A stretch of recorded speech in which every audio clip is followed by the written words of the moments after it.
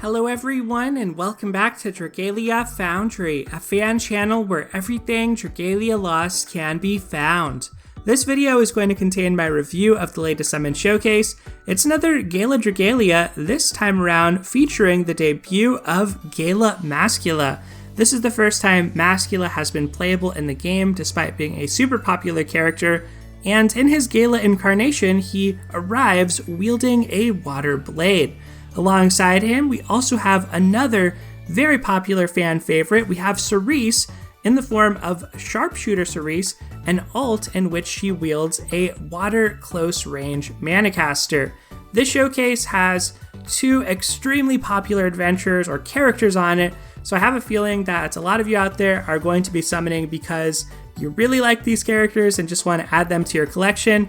So if you're in that situation, go for it, but maybe wait until the last day if you can help yourself, just because we don't exactly know what's going to be on the next summon showcase yet, but it seems likely the character Isaac will make an appearance, possibly alongside Sharpshooter Sarisse at an appearance rate up. We know Sarisse is for sure going to be on that showcase, but we don't yet know if she's going to have an appearance rate up, and we probably will find out before that showcase makes its arrival. So those are some things to consider even if you want to summon on this, and if you're in the camp that is unsure, I'm not sure that my video will help you out. You see, I really want to summon on this showcase to pick up Sarisse or Mascula, and so I'm thinking about doing it anyway. The one thing that may tip me towards summoning on the next showcase is if I see Sarisse is at a rate up on that one, and if I really like Isaac more as far as his gameplay style than Mascula. So I'm kind of on the fence, but I'm already in a position where I just want to summon because I like these characters. From a pure gameplay standpoint, as far as clearing content goes, a lot is going on in Dragalia Lost. Today we had the release of Legend difficulty for Ayaha and Datoha's Wrath. That is a flame boss where you want to take water adventures, such as these two new adventures. I haven't had a chance to check that out for myself yet, but in perusing the clears of others over on the game's subreddit as well as Discord, it looks like there are plenty of team comps that don't rely upon these new adventures in specific. So I don't think you necessarily need them to clear the hardest content, and as we'll discuss as we look through their kits, when it comes to the lower difficulties of Ayaha and Datoha's Wrath, so Master and below, there are a lot of competing needs that you want in, let's say, an auto battle team, and I don't think that I almost said Laxi there, Mascula, he's his own character now, I don't think that Mascula and Sarisse necessarily bring a lot to the auto meta as far as the easier difficulties go for Ayaha and Datoha. So I'm not sure that there's a huge imperative to summon. The other place that we see water adventures being used, of course, is Master difficulty of Lilith, but that's not really a fight that you want to farm at that difficulty. It's a lot better to farm on experts, so it's more of a weekly clear type thing if you haven't moved on already to Yaldabaoth, and even then, I think that Mascula looks pretty good for that, and I'm not as sure about Sarisse. So I think that this showcase from a gameplay standpoint, it might not be the highest value depending on who all you have in your collection. One of the things that we'll talk about as we discuss the kits for these two adventurers is that Dispel is on the table as part of Mascula's kit. That is something exceedingly rare in the water element, so if you don't have a Dispel character like Lapis or Feeny, that might actually be a pretty good reason you might want Gala Mascula. But that doesn't matter as much against Ayaha and Datoha as it does against Lilith, and against her it's just the Master difficulty where that's super important. There's also future content to think about here as far as the Sinister Dominion. We've had a fight, Lilith, namely, where you use water adventures in the second half of the battle. We have yet to get a Sinister Dominion fight where you use water adventurers in the first half, and I have to imagine we will if there's 5 of those battles. Each element will probably get used twice, once in the first half, once in the second half, so I do think that's something else to consider here. Anyway, let's get into the kits and the specifics on these adventures. those are the considerations I want to lay out. I would say if you really love these characters, you probably already know the answer of whether or not you plan on summoning. We have seen previews of future characters already. We know Fabulous Tobias is coming, Summer Alex is coming eventually, so those could also be considerations if, let's say, you're a big fan of Tobias or Alex, but that's one dimension why you might want to pull. You just like the characters, and this analysis probably won't sway you one way or the other on that. And then from a gameplay standpoint, my recommendation is really look at your roster. Do you have Lapis or Feeny? If not, Gala Mascula having access to Dispel could be a strong consideration. And if you happen to fall in both of those categories, like you love Mascula, you don't have Dispel, then this is probably a showcase you want to consider. Here's where it says in red that the 5-star adventurer Sharpshooter Sarisse is going to be on the next summon showcase. So let's wait a couple days. When we get our next banner preview, it'll say whether or not she's actually featured at a rate up or not. Okay, so let's start off by talking about Gala Mascula's kit. Beautiful, beautiful portrait and pose. Love the butterflies there. He will deliver peace to the world in his own body with his own hands. As far as his skills and abilities go, they are a little bit complicated. He does have some non-standard combos as a blade. Over on Twitter, there was a video that showcased his skills, so I will link to that in the description below if you want to check that out. But it looks like it's going to be easier to get a feel for him if you actually have him and get a chance to play as him. His first skill, Code 3, Rise Generator, grants the user a shield and immunity to knockback, and if the user has Master Control, a more powerful version called Code 8 Execution is used instead. In addition to the base effects, it also grants the user Amplified Current, which increases standard attack damage and allows for more standard hits per standard attack. So the knockback immunity and the shield are fine. Knockback immunity might not necessarily be a good thing in certain situations. I've already seen a few comments about the inclusion of both Gala Elisan and Tiki against the laser beam portion of Legend, Ayaha, and Datoha. One of the weaknesses to the laser beam of knockback immunity is if you don't have auto bounce or auto recover like an aerial tech, if you don't have that turned on, then your characters will usually get hit by the laser beam once, they'll fall to the ground, stay there for a little bit, and they have invulnerability frames while they're falling.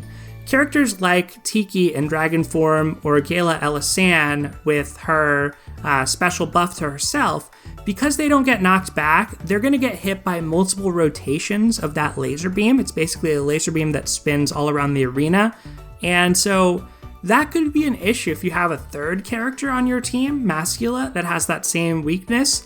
When this is going on in your team in solo play, you have to consider whether or not you might need to swap to an adventurer like that to control and protect them.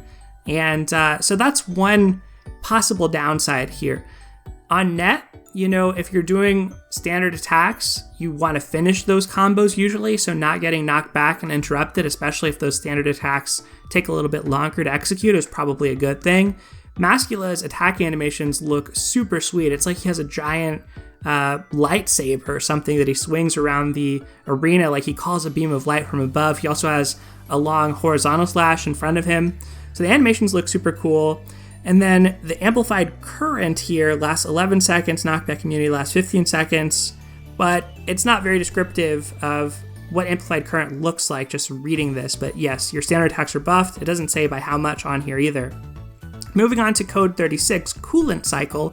This is what grants Master Control, and if you already have it, this will be a stronger skill called Code 06 Conclusion, which deals damage to surrounding enemies, and this is where you get your Dispel 1 buff from each target. So it is on the second skill, not as frequent, but it's a reasonable SP cost here, but you do have to be in Master Control first. There are some other ways that we'll get to that Mascula here can charge up, so it's not as infrequent as you might think, but not super frequent either. But it's probably good enough for something like, let's say, Lilith, that you can slowly whittle down her triads or her stacks of 3 buffs at a time. So the damage on this is pretty good. The skill energy required also goes down, so that's notable on the Dispel variant. So that actually is pretty notable because you could get off 2 of these in the time it would take you to enter Master Control. So yeah, that is actually pretty good dispel uptime, I think, and pretty good damage. Alright, so let's move on to the co-ability and chain co-ability. Co-ability strength, still a very good co-ability. This is one of the best things blades have going for them, despite being overlooked for a skill damage Wyrmprint. In the old days, that was sort of balanced by the fact that in co-op, the way that co-abilities used to work is everybody brought one of the 4 co-abilities that were being used to the table. So there was a real incentive for blade players to be welcomed into co-op because they were contributing this plus 10% strength to the entire team.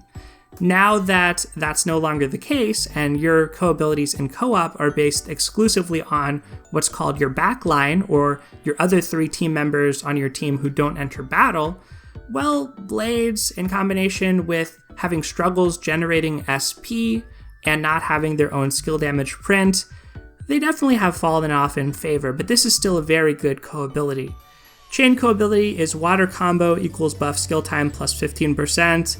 I also like this on Mascula in particular because we just saw a lot of these effects. The Master Control is a buff, Amplified Current is a buff, Knockback Immunity is a buff that will be affected by this since they all come from his skills. And although you need to maintain a combo, I think that this won't be too much of a problem for Mascula with the frequency with which he can attack, and he has a pretty good hit count on this skill. I'm not sure though, that might be something that would require more playtesting. But yeah, this is a nice chain co-ability. It is rare to have an offensive or DPS contributing, let's say, chain co-ability with an offensive co-ability.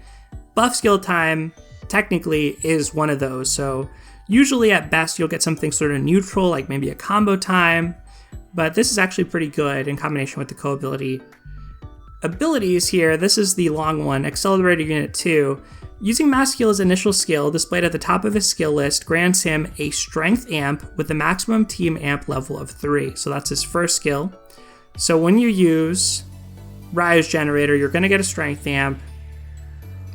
After this amp is granted, the ability will not grant it again for 20 seconds. Master Control, his second skill, gives him the following effects. Standard attacks are buffed and deal additional blows to multiple nearby targets. The 4th attack in the standard attack combo dispels 1 enemy buff. Wow, so he actually does have a lot of access to dispel. So I wouldn't worry about any dispel uptime issue. His attack rate is increased by 6%, super nice for maintaining a combo as well. And then when the combo count is 30 or higher, his strength is increased by 10%, critical rate 8%, and 8% is added to the modifier applied to his critical damage. Very, very nice, and these should all be passive. Master Control sounds like a unique buff, as does Amplified Current, so I believe those should be Nihility immune, and then these here appear to be passive, invisible. They don't have an icon, so I don't think these would be affected by Nihility either. And all in all, this kind of brings this kit together for me because any consideration about struggling to maintain a combo or having enough dispel is somewhat absolved by how much Master Control benefits Mascula. And I'll add that in the worst case, in the water element, there's good backliners like Dragalia Cleo that I believe can provide some additional combo time as well as critical rate. So I don't think, even if you want to run a combo time in your backline, it's not like at a big expense. You know, critical rate's not a bad co-ability to have in the backline considering he's already a blade. So yeah, this looks very solid to me. And then the final part here, when Master Control is lost, the skill gauge for Mascula's second skill will be filled by 50%, and Master Control will be lost upon shape-shifting. This is also quite interesting, so this is another way that really after the first time you use this coolant cycle, your subsequent access to Master Control is going to be relatively frequent here, and even if your shapeshift is undone, like when you shapeshift, you're going to lose Master Control, but then when it's undone, hey, you'll look and you'll see that you have 50% or even more if you were in a Gaivnya and Krainie zone. So yeah, Mascula looks very good here. Interactor 2, Burn and Stun Res both is nice, standard on Gala Adventures. And then Critical Frenzy too, I think this is a mirror to Laxey's same ability. Increases critical rate by 4% for every 15 hit combo, up to 3 times per combo, and adds 4% to the modifier applied to critical damage each time one of the user's attacks is a critical hit, up to 10 times per combo. After activating, the critical damage increase will not activate again for 1 second. These buffs are removed when the combo counter resets. So encourages you to keep up a combo. This one I think will be dispelled by Curse of Nihility, but could be still good against the Legend Agito. So interesting to take a look at Mascula's kit. Actually impressed me more than at first read. I think there are some really cohesive pieces here, and the fact that he has a level 3 amp and it's applied on his first skill does bode well for his future in Curse of Nihility content. Y'all know I'm not a big fan of amps. I skipped summoning Humanoid Mercury just for that reason, so part of me wants to not summon for Mascula because he has this amp mechanic, and effectively in their best case, I feel like amps are still worse than an Agito skill and just arbitrarily designed to make it so that you have to summon to get around Curse of Nihility. But I digress. I mean, I still want to summon for Mascula, and honestly, there are a lot of other ways around Curse of Nihility than amp, so yeah, it's not a big deal. It's a new mechanic, still in my mind, but like, this is one of the better implementations of it, I think, that we've seen as far as the power level potential goes. Alright, so let's move on from Mascula and talk about Sharpshooter Sarisse. I'm taking aim at a brighter future for everyone's sake. Again, just the beautiful illustration here for a portrait. You can see Melsa off to the side, Luca. Yuden's face is cut off here, as is Isaac's in the background. And love her outfit. I got some pirate vibes from this at first, rather than traditional Sylvan attire. But I was looking at this as like a headband, and I just realized that it's a beanie with the part on the top. So definitely have to reevaluate my thoughts on Sarisse's whole getup here. Like, it's no longer a pirate vibe to me, but it's still such a cool look. And the mana caster she has also looks awesome. I really like this alt for her. As far as her details on her kit, I think she's the weaker of the two adventurers here, to be blunt about it. She is a close range style mana caster, so if you're not as familiar with those, Yoshitsune is another example of one. Most of their damage tends to come from their standard attacks. When we look at her skills here, we're not going to see super high damage modifiers, but the thing to keep in mind is that just by doing her standard attack combo, which in total can consist of up to 16 hits off the first tap and the second, that is around a 700% or a little bit more damage modifier. So just by doing standard attacks, close range mana casters can put in some work. They just haven't been as strong, I think, as the rapid fire style with the force striking and the good overdrive DPS and the ability to move while shooting.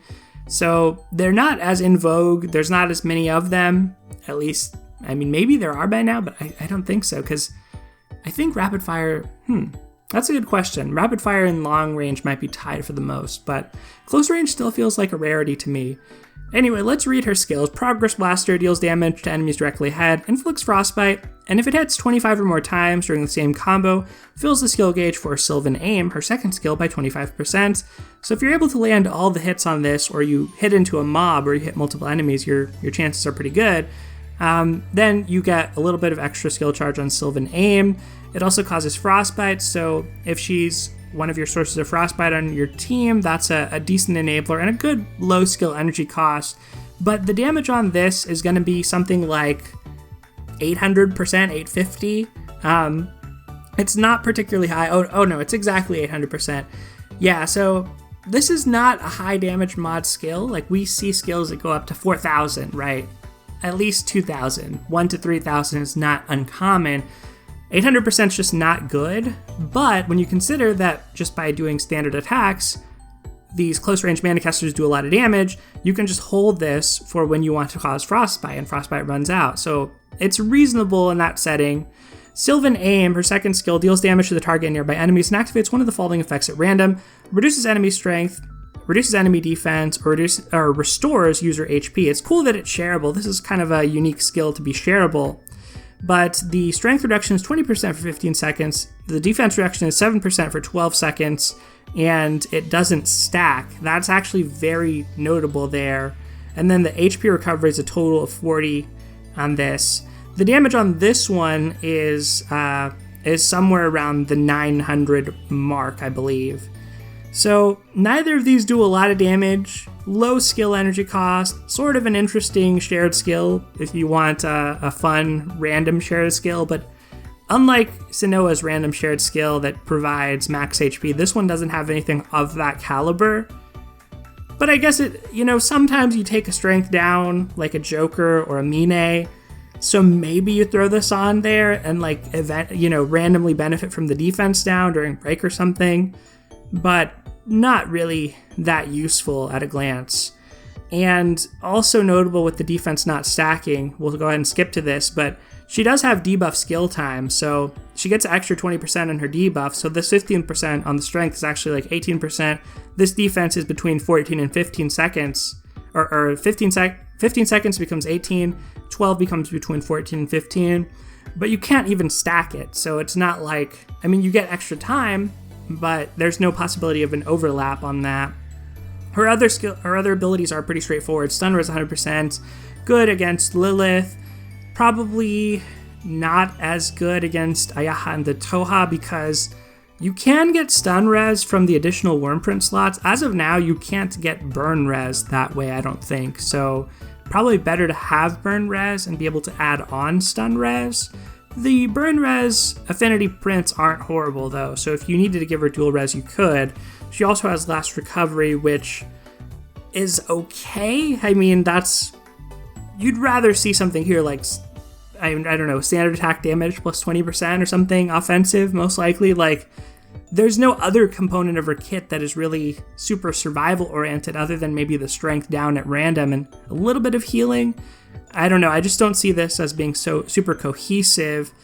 And then for co-abilities, these might be one of the better parts about her. Gauge accelerator 20% is nice. It's not directly DPS contributing, but it's interesting. You definitely can notice, if you play enough solo, you definitely can notice how break times can differ by including a mana caster with this Gauge Accelerator ability or using Gauge Accelerator prints, of which there is a new one. So it's noticeable, but you kind of have to have a plan for it to actually make a difference. And Chain Co ability, water combo equals energy level up. This is special and unique to Sarisse, but Sarisse was already in the water element in the form of Hunter Sarisse. So this already exists. I guess you could stack them together because Chain Co abilities do stack, but wait, you can't because they're both Sarisse and you can't use them both on the same team. So I don't know. I don't think Sarisse has what it takes. And to circle back to something I said at the beginning of this video, when you're trying to auto Ayaha and Toha on Master difficulty and below, that's what I can speak to right now, not having played Legend yet myself. So when you're trying to auto on those difficulties, you need a lot of different components to your team. Ayaha and Toha apply buffs to themselves that can be dispelled by afflicting them with certain things. Because of that, you want access to freeze. You want survival characters. You probably need a healer. The demands start to scale up. You want a frostbite enabler. I think that maybe Sharpshooter Sarisse could fill in for that frostbite enabler, but there are better comps out there, in my opinion, where you're getting multiple of those things at once. Think about a character like Xainfried. Xainfried in auto is really good. He attacks at sort of a range, being a lance, but he provides HP to the entire team through his co-ability. He's a good frostbite enabler, gives you a little bit of extra dragon uptime, which can translate into more Simurgs or other dragons that are going to benefit your team and make it less likely you'll die. So I think that when you compare there's a really good frostbite enabler. Y'all left comments saying Fjorm, very good character. She's also another frostbite enabler. I don't know about her second skill with the laser beams, but hey, if y'all say so, I think that she's pretty good. I just haven't built her myself. She also has the HP Co ability.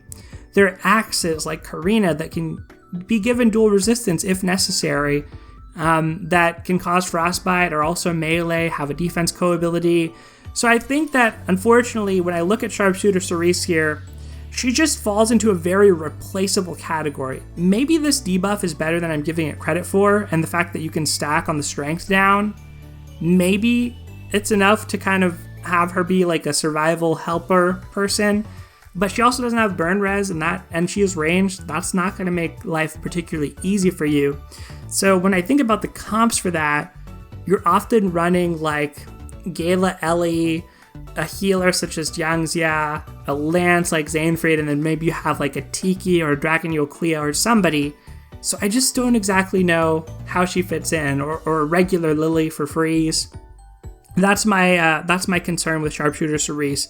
She seems like a sweet adventurer, and I want to summon her. Love her design. I'm gonna try summon for her regardless. But when I look at these two, I think Mascula definitely has the more unique kit as a whole, and probably the more powerful of the two. Whereas I think Sharpshooter Sarisse can just be more replaced by other characters. Like, if nothing else, if you don't have a good dispeller such as Lapis or Feeny for water, Mascula appears to be able to do that in spades here with how much dispel you're getting via his kit. Anyway, y'all, I think that is pretty much going to do it for this video. I think that's everything I want to say on this summon showcase. I will definitely consider summoning on this. I'm just going to wait to see how Isaac looks, and if Sarisse is on a raid up on that showcase, I may go for that one instead. Tough to say, because I also like Mascula, and he looks really good as well, better than I even expected when I started making this video. So I'm going to have to make some decisions in the next few days. Expect some more videos pertinent to that, as well as Legend Ayaha and Toha as soon as I'm able to get around to it. Also a video on our new event that started today. And hey, there's even a version update that came out that expanded the Halidom and added the medal system, but not retroactively, sadly. Anyway, y'all, let me know how it's been going for y'all in Dragalia Lost. That is going to do it for today, everyone. Thank you as always for watching. Take care, and I'll see you next time.